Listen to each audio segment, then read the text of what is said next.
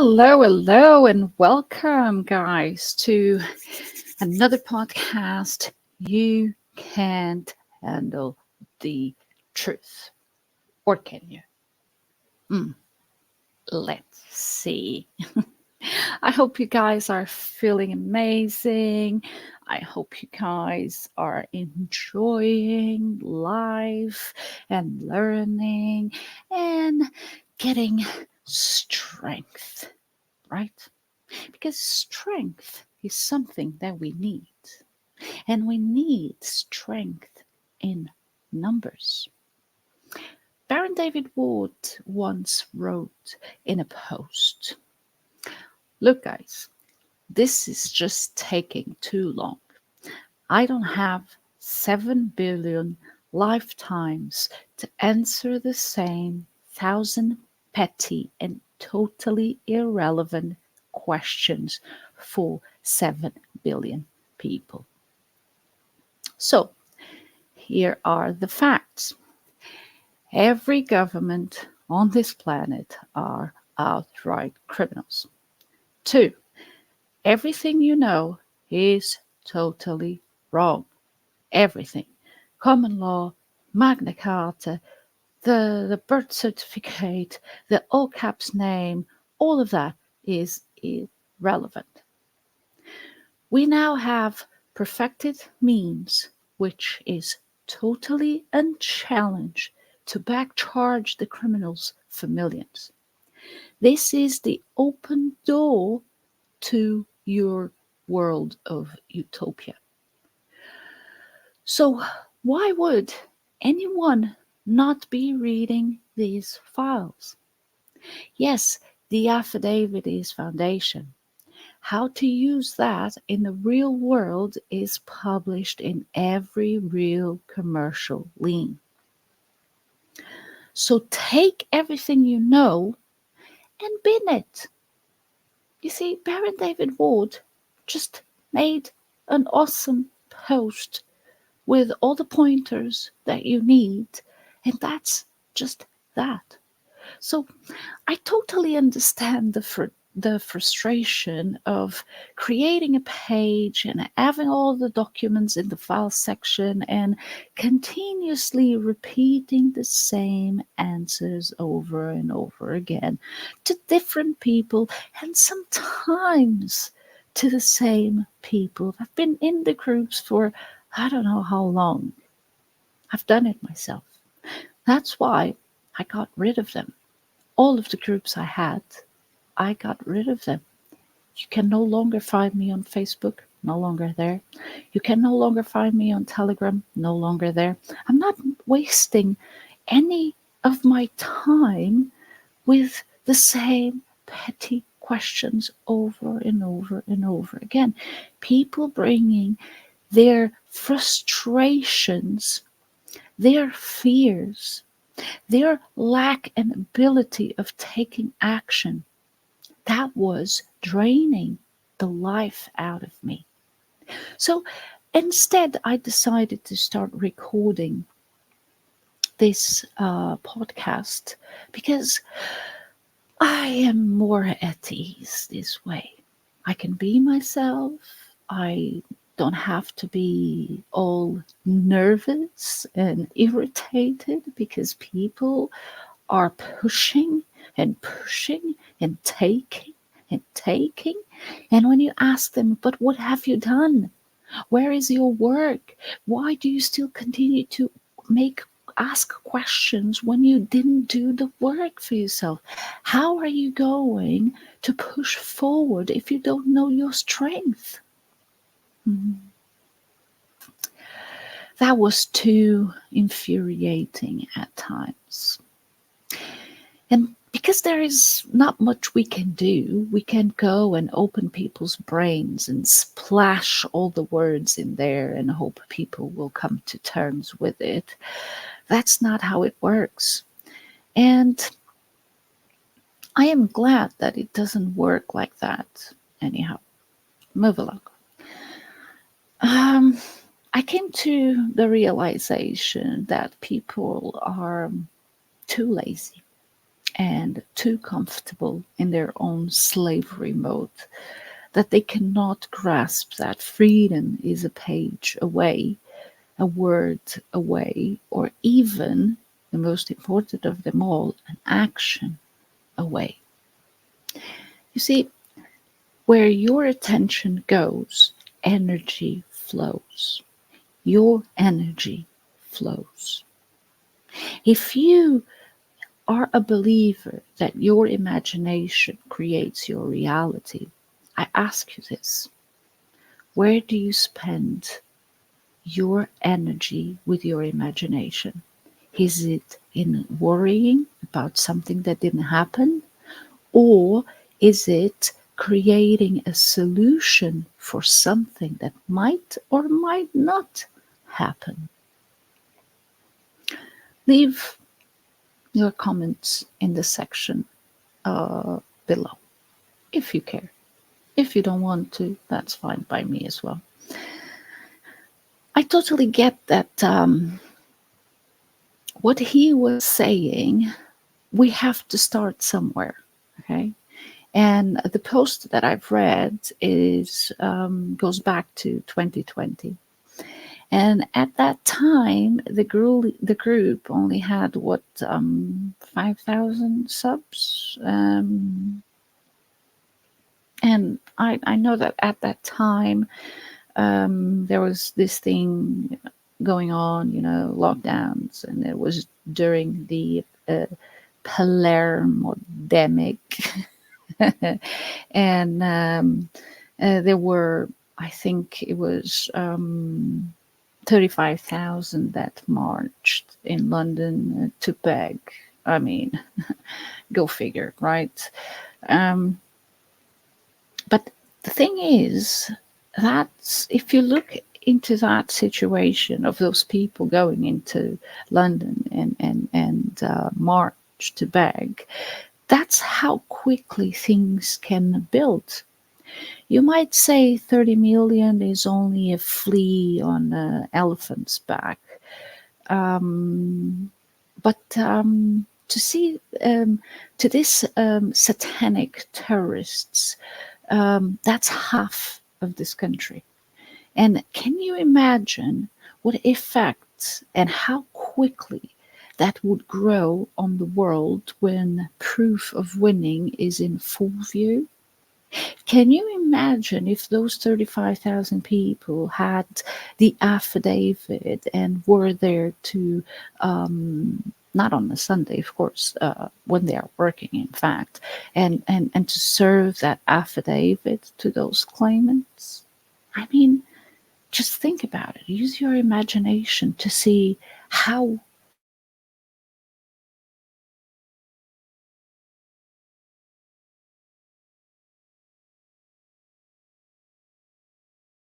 people need for comfort and strength is, does it work? This is what we've seen spread it through the groups. Oh, does it work? How does it work? Did it work? And to all of you, the answer is yes, it works. And Baron David Ward would say, I don't make claims. The facts are published. There has never been law. The words lawful injustice are effing idiots, oxymoron. Now, how else will you change this world if you don't use the facts? Facts cannot be stopped, and no one can argue the facts. So make up your effing single brain cell mind. You are not saying that I am wrong. Well, in that case, I am right. You effing duplistic mental retard. No one has done this since Babylon, but now it has, and Babylon has no answer. Baron David Ward.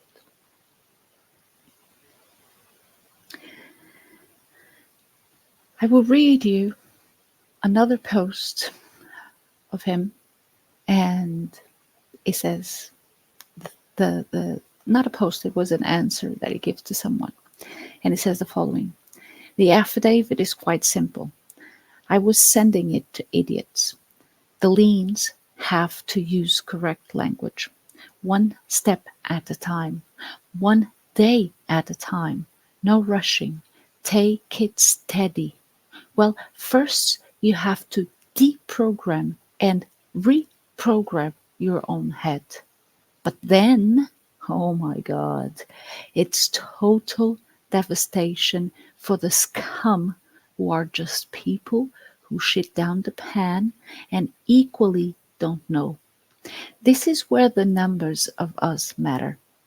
There are no failures in the file's repository, and it is all real life, not hypotheticals.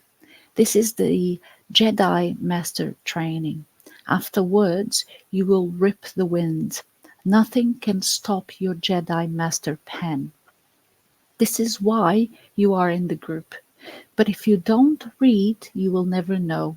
You will never have that double-edged lightsaber pen if you don't read. Now, don't read too fast. This is not a speed reading test. Think about what you are reading. You want a video?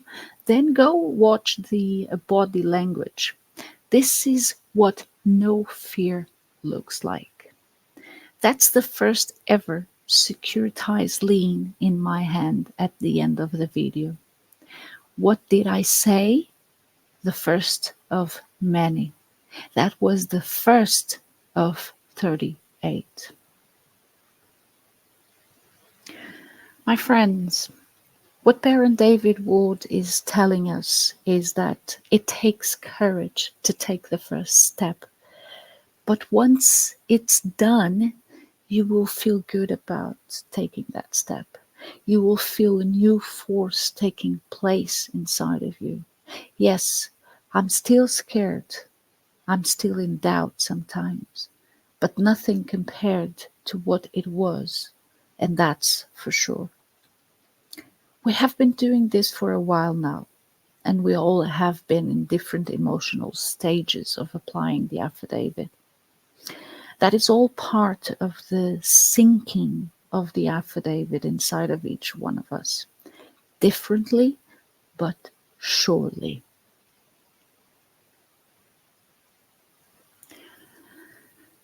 I want to leave you with a thought.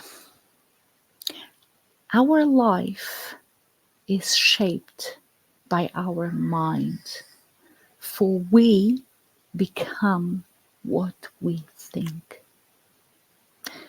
Whatever you are thinking, that's what you are shaping your life with.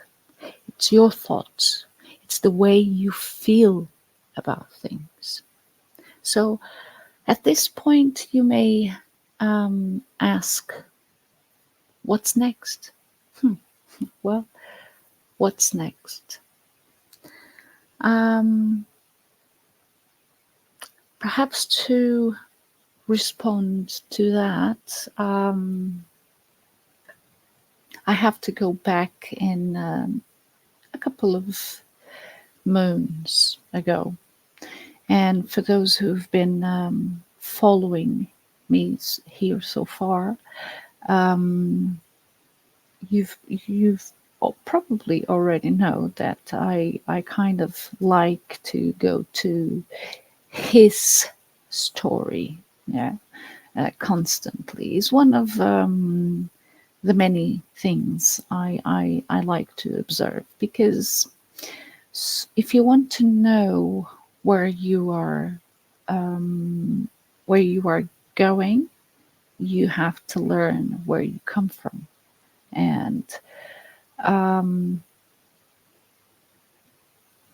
recently I spent like a week going through a much deeper research about all the things left behind like the written stories of others, like-minded people, the power of the artwork, the symbolism, the architecture. And really, somehow, it got me into this time. Something opened, and a whole new overview of his story became to surface. Perhaps because, again, I look at it from a foundation of the affidavit. So many things that I read now and I see, I can rip the veil out of that, and see things with a different spectrum. Let's say, on one level, I knew most of his story is a made-up story written by the winner. Yeah, we all can agree with that. But the depth of the lie was somewhat still hidden for me.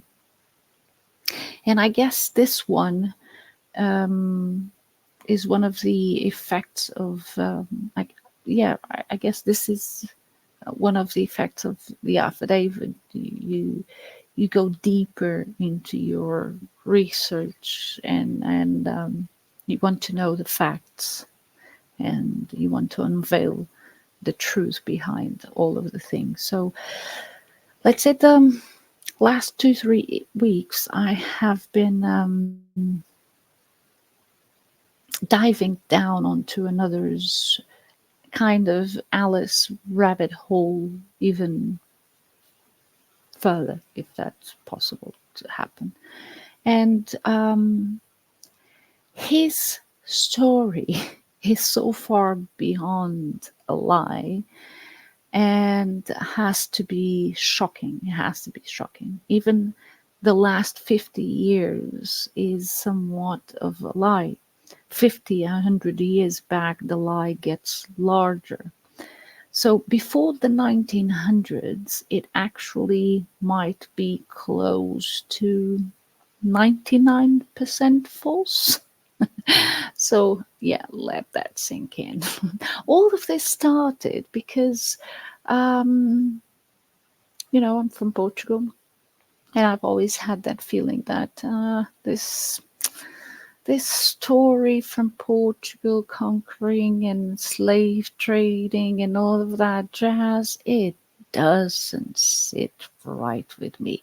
I cannot do the math.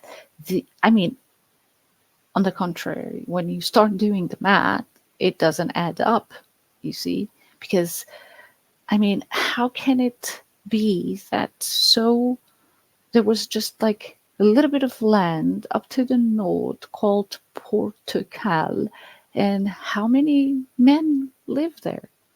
You know, how many men were able to go and show the world, half of the world to the world? And that's a lot of manpower, in my opinion. But okay, you may be thinking, okay, but why is it important? Well, because just about everything in our modern world is based on something claimed in the past. From why we use oil and drive cars, or why we cut down forests, or have religion, or wars, or education systems, or just about anything, right? There is some historical narrative that has been built as the foundation to explain why we have what we have now. And to me, that foundation is 99% wrong. Not sort of wrong, I mean wrong completely. Okay? The problem is finding what is true. This is a real problem, guys. That is a very hard, even for something said in our 1800s timeline. Yeah, we have almost no sources, no photographs, a few drawings, and now with AI, forget it. You can never differentiate if it's this or that. Okay. So we are going on mostly speculation, every single one of us. What we can do is delve through the story and begin to find what is not true and at least tear that down. The next step requires a bit of work. There is very little research done as written material today. It is all done by guys, yes, mostly guys, with YouTube channels, you see. They mostly mean well, but they have at times distorted views and opinions that they want to force out, and as such, only present evidence in ways that fit their narrative. It can still be helpful, but requires a lot of salt, you might say, to make it digestible.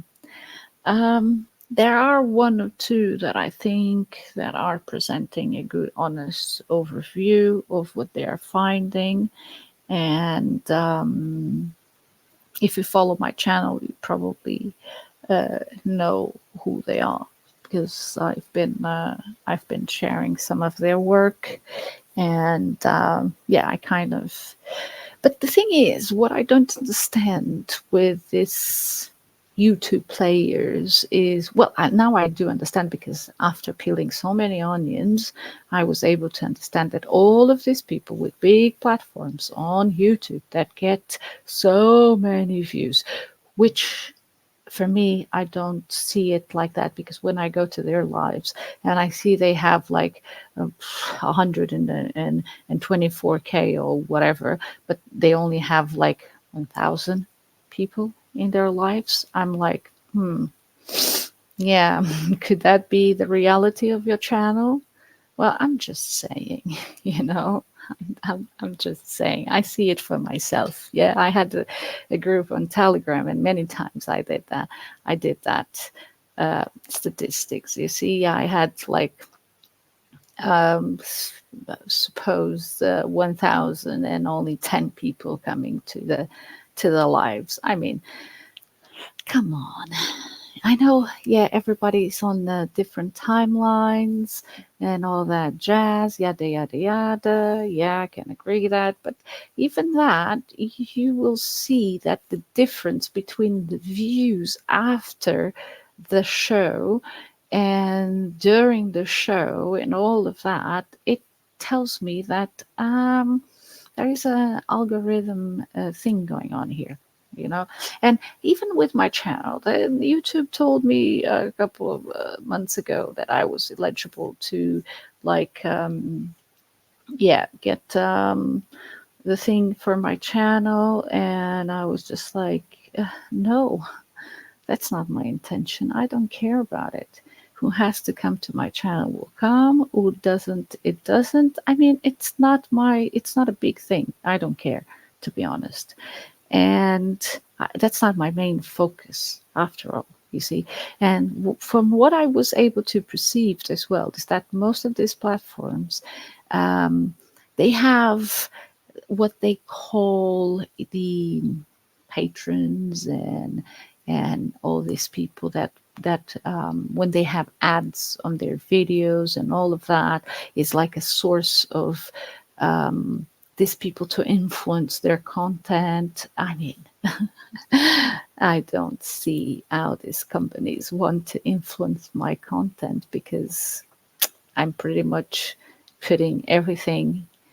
Yeah, I'm removing all curtains, so I don't see how would that be possible. And I don't see they wanted to have anything to do with me, because I would be making so many questions that they would be like, yeah, not this one. But yeah, it's okay. It's okay, you know.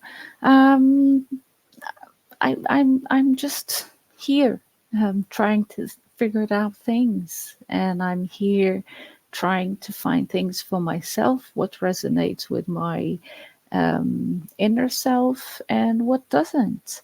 And that's it. Um,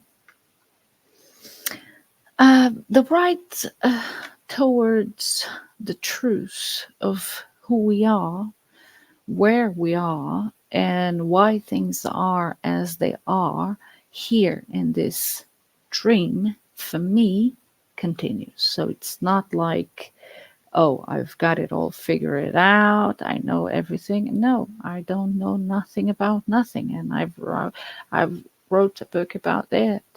What do I know? I mean, nothing. At the end of the day, I know nothing. And I have this sense that we are stuck in a loop, you see. And I have this notion that we've been lied to, you know. Um, and you can bet on that one for sure. You know, we've been lied to.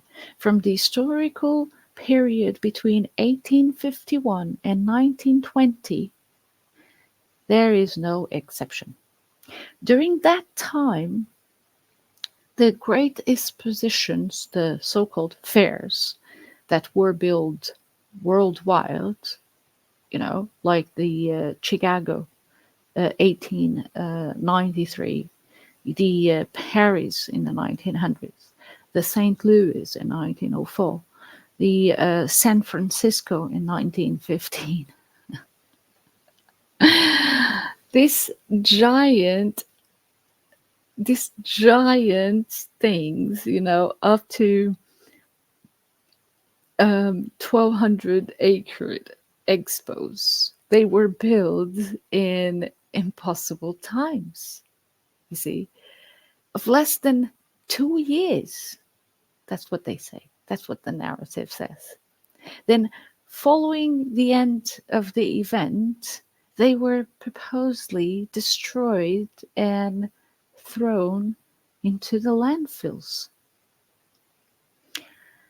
So the beautiful buildings that you see, if you go on a Google search and you see at the old world fairs and expos, they existed long before this event, and they were never designed to be temporary. They were built by a previous civilization. These buildings and the advanced technology that we are no longer permitted to use were deliberately destroyed to make way for the capitalists, the globalists, and so on and so forth. All the ists. Mostly sold for scrap, so they say. But some remain in sight and others were removed, like the Great Exhibition of 1851, the Crystal Palace, that was re-erected in South London after the event and burned down. Coincidence? Another fire in 1930s. The all of the Empire exhibition held 10 years later was moved from South Kensington to Muswell Hill in the Alexandra Palace, and burned down in 1980s. Can you see a pattern emerging somewhere in the fire? No? Okay. Let's see if I can make this a little bit more exciting for you then. The reality is that once they had served their purpose, which we don't know what was, well, at least if you don't follow the jibber jabber that they are saying, we don't know what their purpose was. As a fact, we don't know. They became something of a herd of white elephants. Yeah. Um, One of my questions, well, while I was looking into this, it was my question was, why does the world fairs still exist or not? Do they still exist? Don't they still exist? What is the thing with this World's Fair? I don't know. But I remembered that when I had this question in my head, I remembered that I went to Expo 98. It was a World Trade Fair hosted in Lisbon between May and September of 1998 with friends and family. Everything was so shiny and new, and they were showing that the future was going to be just like the Jetsons. You see, I'm this kind of girl, and a Star Trek kind of girl, and all of that. And we would have a flying car that fold up into a suitcase like the Jetsons, like virtual meetings, spaceships to go around. That good old innocent me. Hmm, yeah, no. And then wake up. And then we had Expo 2020.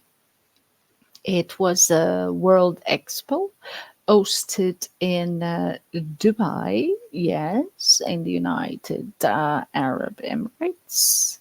And from that one was from 1 of October 2021 to March 31st of March 2022.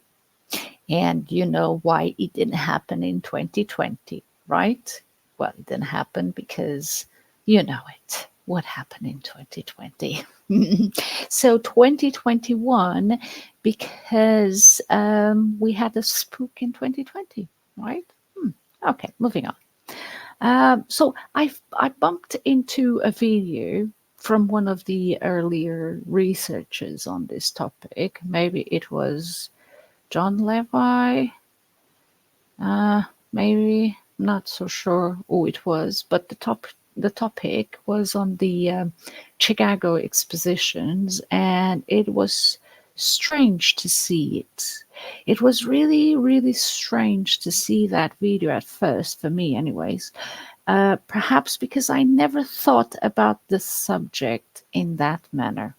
I never, you see, because I was so, oh, this is so wonderful, so nice, oh my God. And then, so I never give it, well, again, I didn't have the affidavit at that time, right? So, yeah, that's my excuse. So, the quality of the buildings and the quality of the architecture, the supposed story of the fairs and the combining what I had just been researching in ancient European cities with the cathedrals, I was seeing similar structures, similar building style, similar everything. So I said to myself, it's okay. I'll take a look into it.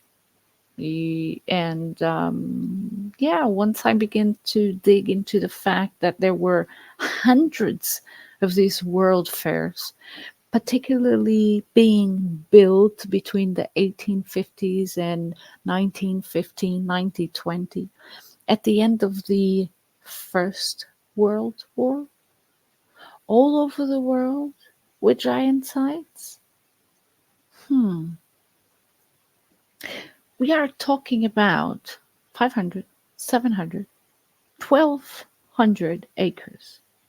I mean, you know, 2.3 square kilometers of site built supposedly in record times of 2 years or less, with no modern building machines, no modern building equipment, and then generally, as soon as they were finished, these expositions were dynamited, blown up, and destroyed. And I think that was the part that got me to really want to study the fairs. Where there is smoke, there is fire, and where there is fire, there must be something else behind it. Yeah, 1666 might have something to do with it. That was my idea at the time. Okay, but the thing is, it was not just how they built them. You see, how did they build these things? They are just beautiful, amazing. And if you go in your city and you start looking at these buildings and you look at what we are building now, you just have to wonder, what the hell is going on here? What is this? I mean, the quality of the workmanship is staggering. And then why would you blow it right after? That got me going. And I guess at the start, and then once I began digging into more detail, what I was going, what I was going on the fairs and what was happening, what was being presented, what the story or the narrative that was being presented at the fairs, the historical narrative of the cities, that was really what started me to go into further studies for sure. I remember going to Exeter and we were just cruising around doing some shopping, and all of a sudden I'm just stopped and almost glued to the floor and looking at this massive, massive church. That's what they said it is, but now I know it wasn't. But I was just looking, and I was looking around for the buildings that were around, and I was just like, how the hell is this even possible? So I went close to it. I never looked at it before, you see, but now I was just like, no, definitely there is something going on here, because all of the surroundings of that building is full of statues, living size statues, like knights or something. And I went close to it, and I was just looking at the details, the faces. Not one face is equal to the other. The ends, the clothes that they were, the garments that they were wearing, and everything. And I was just like, and then so many details in stone, for fuck's sake. And then I look around and I'm like, oh, yeah, that hotel over there just burned to the floor. I mean, why doesn't this church get on fire? You see, why? Are we doing something wrong here? We must be doing something wrong. And I was just thinking to myself, imagine if like some sort of cataclysm happens now. These buildings, they will still survive like they've been surviving. And all of the fuckery that we've built so far, everything goes like poof in a blink of an eye. And that's a fact, guys. That's a major fact. So, what are we doing? What are we playing at? What is the main reason for this? I don't know.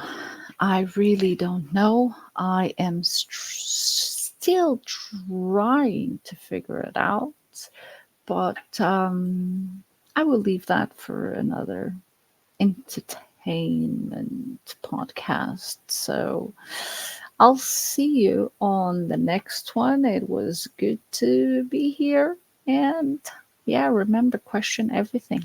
Everything has to be questioned nowadays. So long, guys. See you on the next one.